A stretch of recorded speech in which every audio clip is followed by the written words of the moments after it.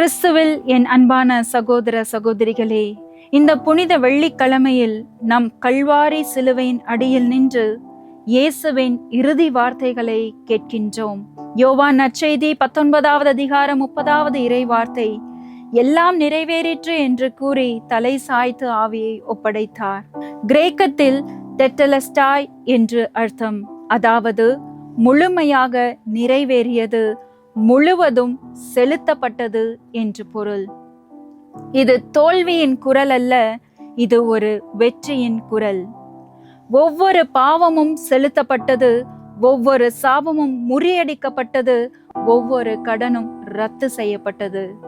1 பேதுரு 2:24 நாம் வாசிக்கின்றோம், சிலுவையின் மீது தம் உடலில் நம் பாவங்கள் அவரே சுமந்தார், நாம் பாவங்களுக்கு இறந்து நீதிக்காக வாழ்வதற்கே இவ்வாறு செய்தார், அவர் தம் காயங்களால் நீங்கள் குணமடைந்துள்ளீர்கள்.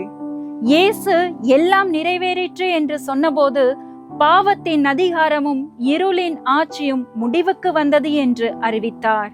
ஆகையால் நீங்கள் உண்மையாகவே சந்தேகமின்றி நம்பினால் உங்கள் நோய் முடிந்தது, உங்கள் பாவ வாழ்க்கை முடிந்தது, உங்கள் பிரச்சனைகள் முடிந்தது.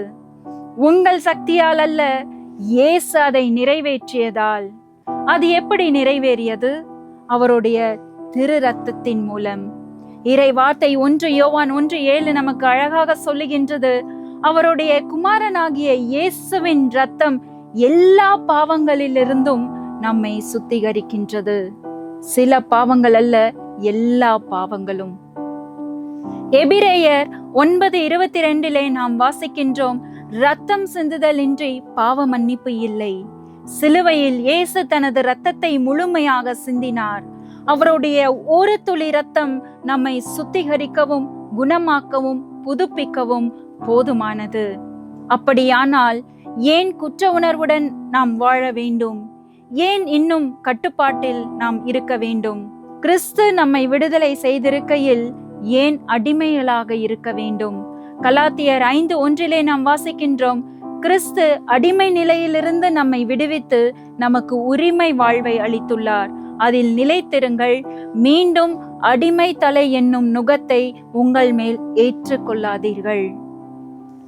இன்று நம்பிக்கையுடன் சிலுவைக்கு வாருங்கள்.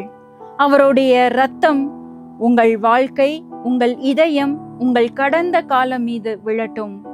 உமது இரத்தத்தினால் என்னை எல்லா பாவங்களிலிருந்தும் விடுவித்து என்னை குணமாக்கி புதுப்பித்து புதிய மனிதனாக மாற்றும். ஆமேன்.